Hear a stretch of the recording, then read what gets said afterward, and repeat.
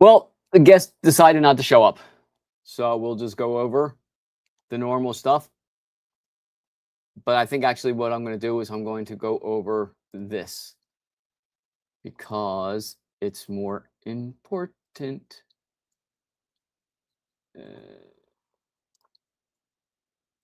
I didn't have it prepared. My apologies. Proton-proton chain reaction.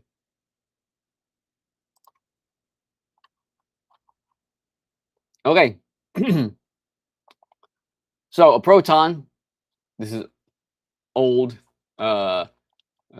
circle drawings, right? You have a proton and an electron. This is a hydrogen. No, it's not because, yeah, it's a hydrogen.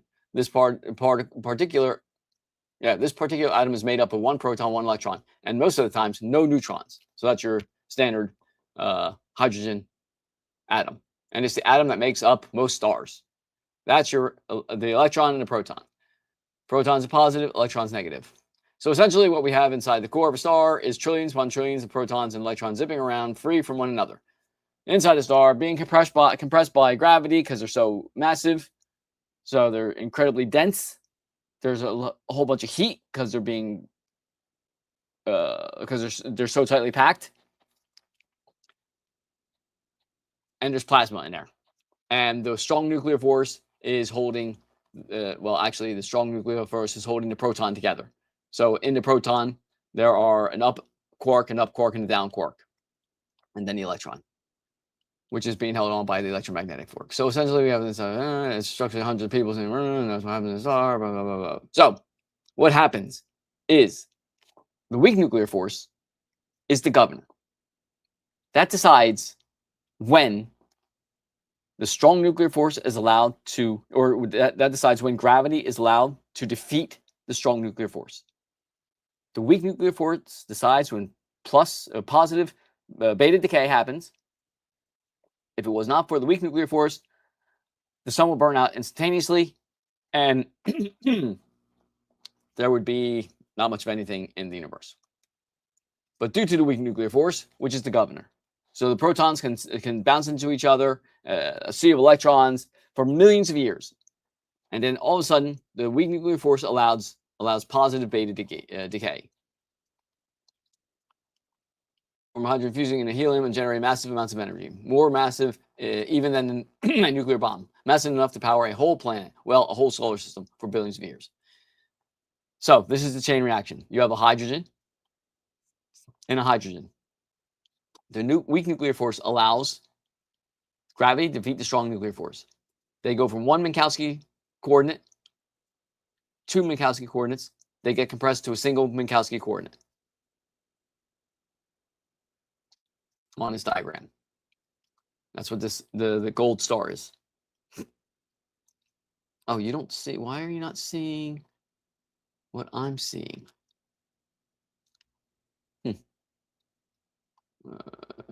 Share this tab instead. There. Sorry, my bad. So you have a hydrogen at a Minkowski coordinate here. All right. No, you can't see it. You have a hydrogen at a Minkowski coordinate here. The strong nuclear force is still defeating gravity. The weak nuclear force now allows gravity to defeat the strong nuclear force. That's what this gold star is. And then all of a sudden, gluon bonds. No, it's not a glue. Yeah. A gluon bond, because there's a quark. This hydrogen here, it has an up quark, and a down quark, and this has an up quark, and a down quark. The strong nuclear force allows one of the bonds to be, one of the flavors of the quarks to be changed, creating a neutron. A neutron, which allows this V here, which is not it's a Greek letter. Oh, it's called it's called the neutrino. It becomes an electron neutrino, right? That's a breaking of the bond. That electron neutrino has very little mass, but it does have some mass. And so it goes directly through all the plasma, all the protons, all the electrons, instantaneously in a random direction, leaves the micro coordinate and goes out into the universe. The positron here gets instantaneously canceled out with one electron in the sea of electrons, creating a gamma ray, two gamma ray photons, that instantaneously, no, sorry, they don't instantaneously. They bounce around. They have a charge. So they bounce around the center of the star and eventually get ejected from the star at a random, totally random direction out into the universe. One of those leaves takes 8 minutes and 20 seconds to come to the planet Earth, hits a piece of gravel in front of your house on a driveway. That thermodynamic energy heats the rock for a nanosecond or however long, thus leading to entropy. They become a helium atom because the proton that changed the flavor of quark instantaneously bonds with one of the other protons, because that proton that flipped the quark now becomes a neutron, and it instantaneously bonds and it becomes deuterium, and then that deuterium instantaneously bonds and it becomes 3 helium.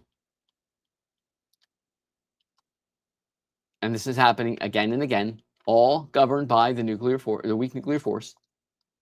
That neutrino right there will never, ever, ever, ever be in that vicinity again. Ever.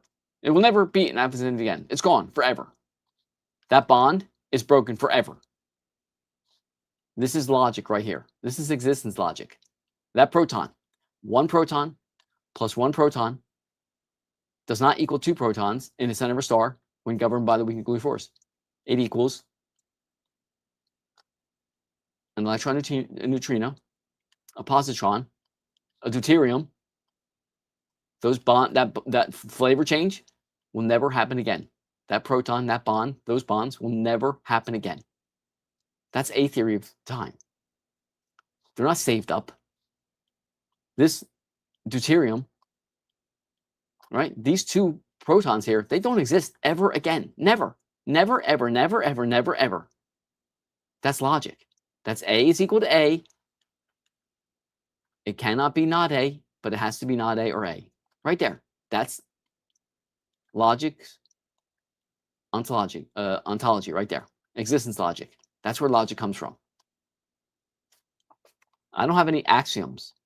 I don't have any presuppositions. I have ontology. Existence logic.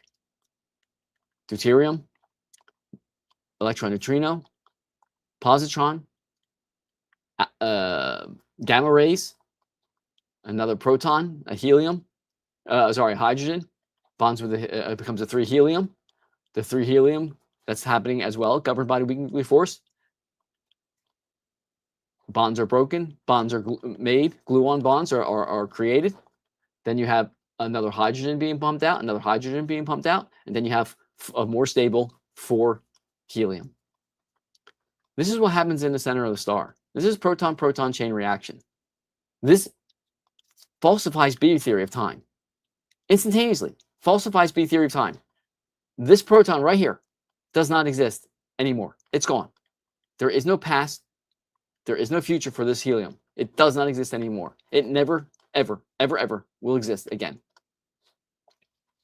This neutrino will never be in that micro location ever again. It's gone forever, instantaneously. Flies out into the universe. Never, ever to be at that Minkowski coordinate ever again. This hydrogen, deuterium, it exists for nanoseconds before it bonds with another proton and becomes a helium. These bonds that are broken, these gamma rays, they never come back. Utterly and totally random. This falsifies B theory of time instantaneously.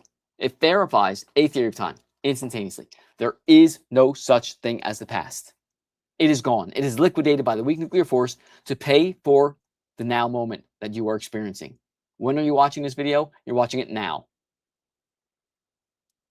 If B theory of time was correct, then you could record something on a video recorder, unplug it for all external sources of power, hit play, and replay it. Because if this hydrogen still exists, at T equals 0, you have 2 hydrogens. At T plus 1, you have a neutrino, a positron, and a deuterium. But according to B theory of time, these still exist because it's a static block.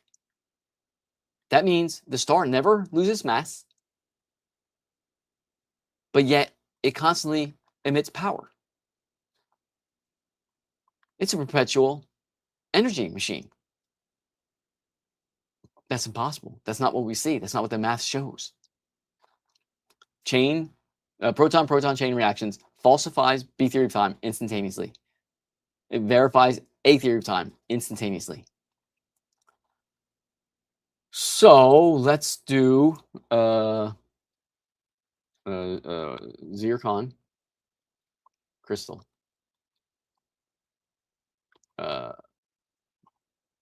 Uranium to lead diagram.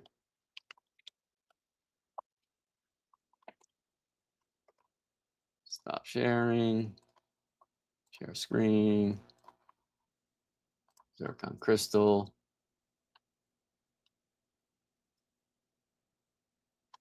I think that's this one here we want.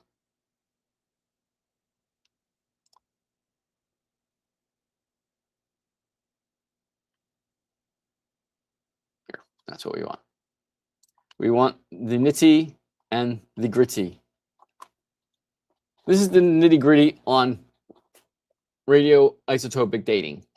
This instantaneously falsifies B theory of time. It instantaneously verifies A theory of time.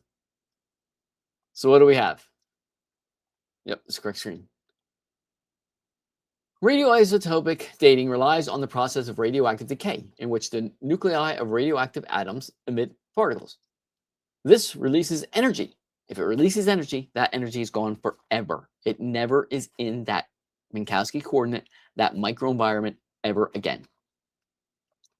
In the form of radiation, and often transforms one element into another. For example, over time, uranium atoms lose alpha particles, each made up of 2 protons and 2 neutrons, and decay via a chain of unstable daughters into stable lead, instantaneously falsifying B theory of time, instantaneously verifying A theory of time. That uranium-235 right there, that uranium-235 right there emits energy there. Bonds are broken. Those bonds are never, ever to exist again. Just like this pencil. This pencil was a solid pencil like this one, but then I broke it. This pencil will never, ever, ever, ever, ever, ever, ever be the same again. Now I can put it back together. I can line it up so it looks like it's almost not broken. I can put some glue on there, but it's a new form of a pencil because it's now a glued pencil. See, look, it looks like it's almost, but it doesn't have the structural strength anymore. Not like this one. That uranium-235 kicks out this proton and neutron, and then it becomes thorium-231, which kicks out an electron, all due to the weak nuclear force, beta decay, which shoots out this here, which emits this here, which emits this here, which emits this here, which boom, boom, boom, losing energy through radiation to finally leading to lead-207, a stable element. And this is all predictable through math, through half-lives. Percentage of each material, time over millions of years. 1,000 million years, 2,000 million years, 3,000 million years for it, right? There's the half-life right there. For U-235 is the green line. Lead-207 is the gray line. Percentage of each material, time, millions of years. Instantaneously falsifying B theory of time. That uranium will never, ever, ever, ever, ever, ever, ever exist again. That radiated energy will never, ever, ever, ever be in that zircon crystal ever again. That's not what B theory says. B theory says that this uranium-235 emits this energy, but is still there in a t-1 time frame. But also, simultaneously, thorium-231 is there at the same time. That means the crystal gets bigger because all of a sudden the uranium-235 is there and the stable lead-207 is there. But that's not what we see. That's not what observations show us. I have the evidence. I have all the math. So it's just silly.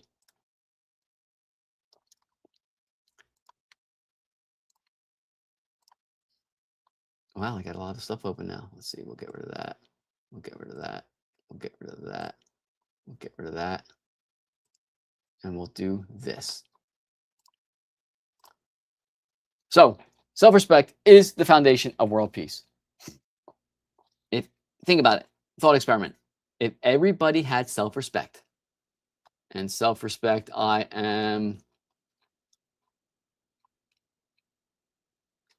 defining as competence of being oneself from the source, practice, and application of awareness, appreciation, accountability, and healthy curiosity. That's my definition. Let's do a thought experiment. Let's say that everybody, every single human being on the face of the earth was competent at being oneself from the source, self-respect. The self is the source. Practice. Humans are good at what they practice. If you practice self-respect, you're good at self-respect. And application, if you apply self-respect, the application of awareness, you're aware of yourself. You're aware you're competent. You're also aware that you're not your fellow human being. So you're aware of self and not self. Appreciation, understanding. It's not surface level understanding. It's a deep appreciation. It's understanding on a deep level. Accountability. There's a ledger. You keep a ledger. And healthy curiosity. I'm curious about my fellow human beings. I was curious about Kraken McCrackerface 6923, but since that fellow human being lacks self-respect, they decide not to show up. So, our thought experiment. If every single fellow human being had self-respect, it would lead to world peace, an ideal state of harmony and non-violence. I'm going to change that to not violence among all nations and people. Simple. If everybody had self-respect, there would be world peace. Let's cut that number in half. Let's say half the world has self-respect and half the world's population didn't. Wouldn't we still have world peace in that thought experiment? Because the half that didn't have self-respect would be balanced out by the half that does have self-respect. The half that does have self-respect, competence at being oneself from the source, practice, and application of awareness, appreciation, accountability, and health curiosity, it would balance out. So there would still be world peace. So I've done my part. I'm at utter and total peace with myself and existence. I have self-respect. I have self-respect because I'm competent at being myself.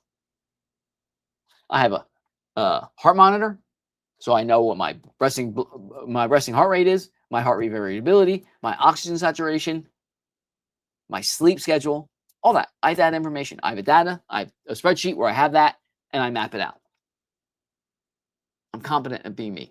I have Fung water, right? So it's filtered with the correct amount of electrolytes.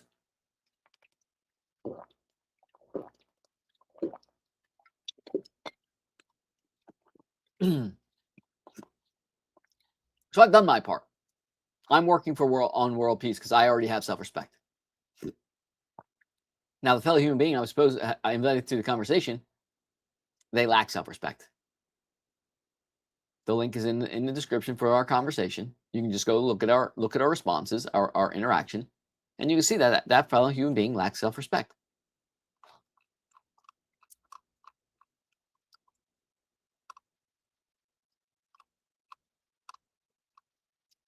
Your claim God is imaginary. You want to talk about that?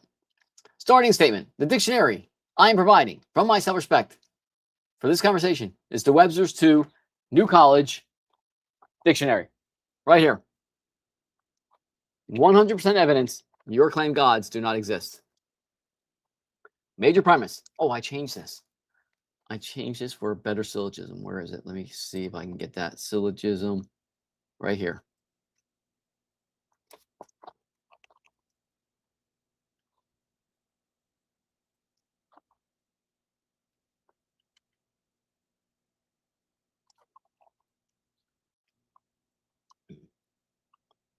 Premise is 1. Oops.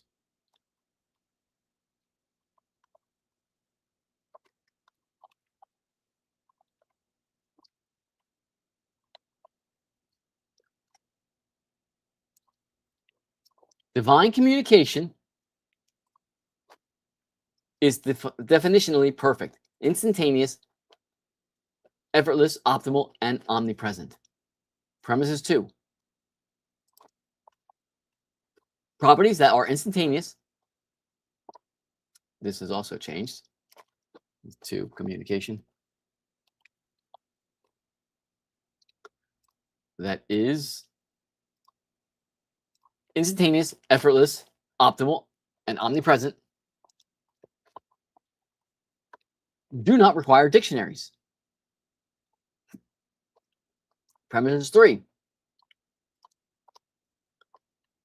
Physical dictionaries exist, as I've shown you, and they are entirely human constructs. Right? Every single word in here, every single definition, every single letter, every single symbol, all the punctuation, all the grammar is 100% human created. Conclusion 1. Therefore, no divine communication exists within human language, because I wouldn't need this if there was divine communication. But I need this dictionary, right? It's a consensus view of what these words mean. We're having this conversation because there's a consensus that all the words I've used, you understand, because there's a consensus. Consensus is not bad. If you think consensus is bad, you don't understand anything. Conclusion 2.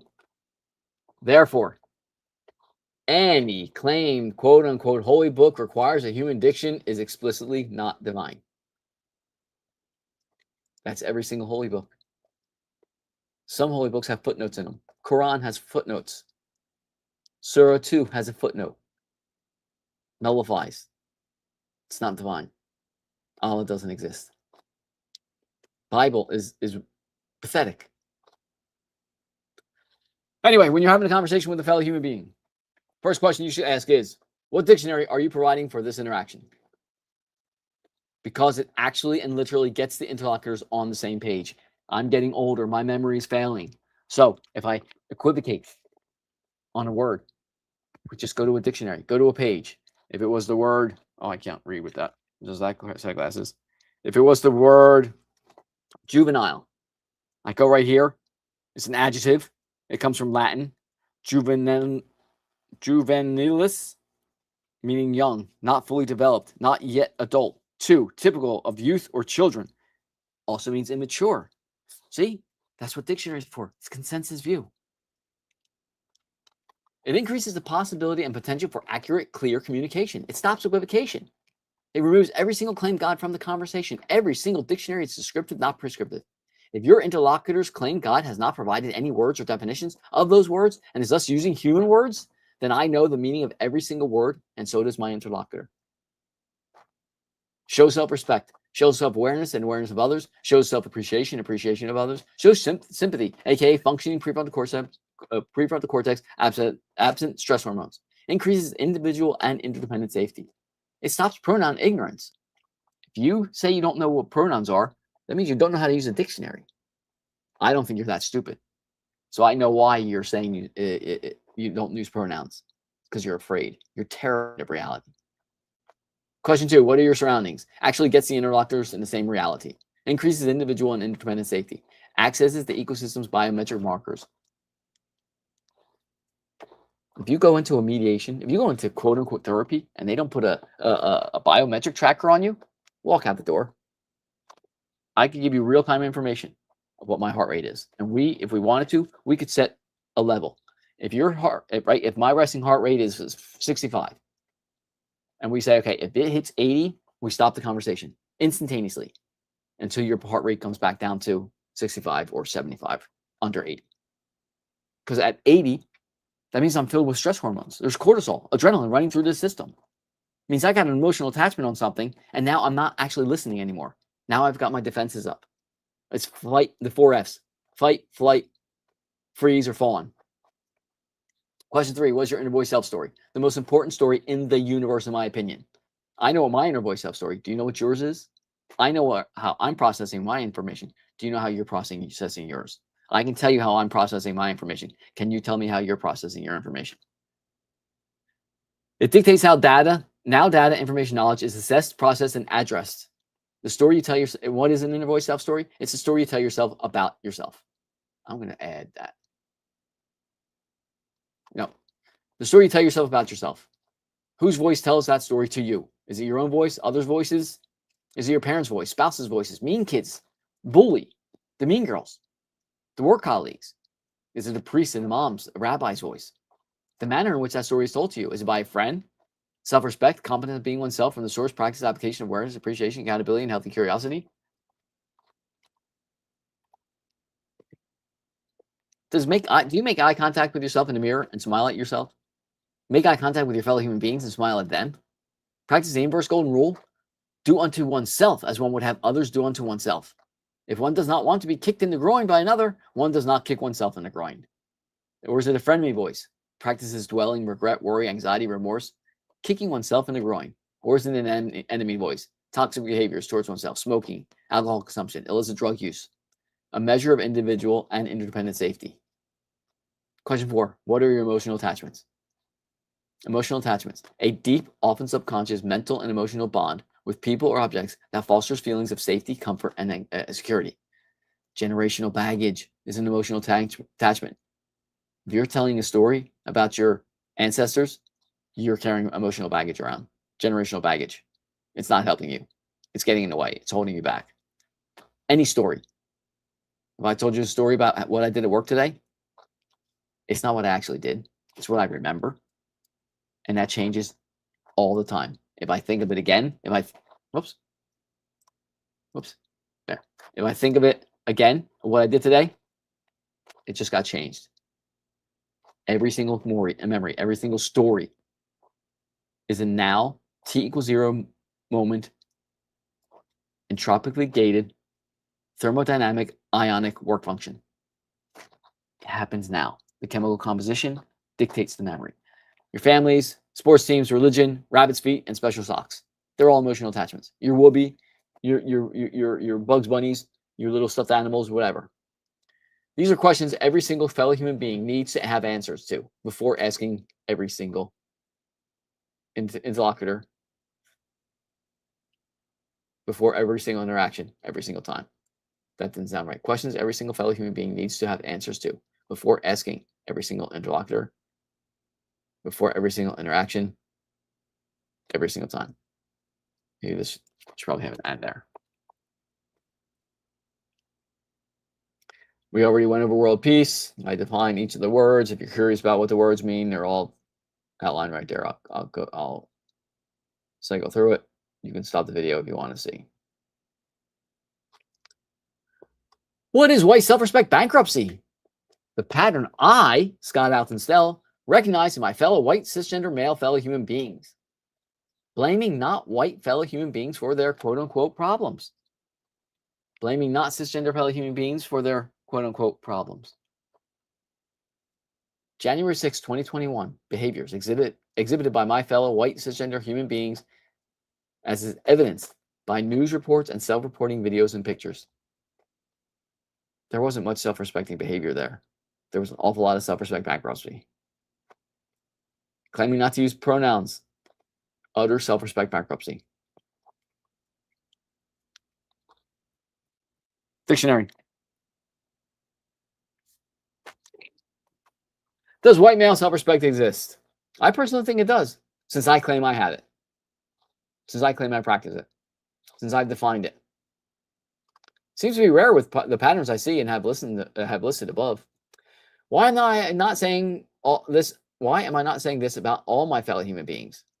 Because I look and am white cisgender male because I look and am a white cisgender male human being, and the rest of the world's population will just dismiss my observation, saying, quote, you don't know what it's like to be fill in the blank.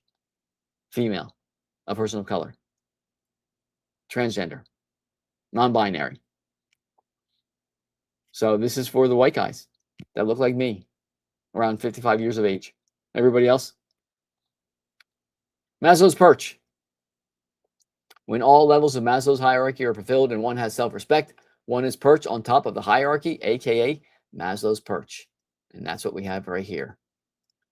Maslow's perch. Look, I got a chair right there. See my chair?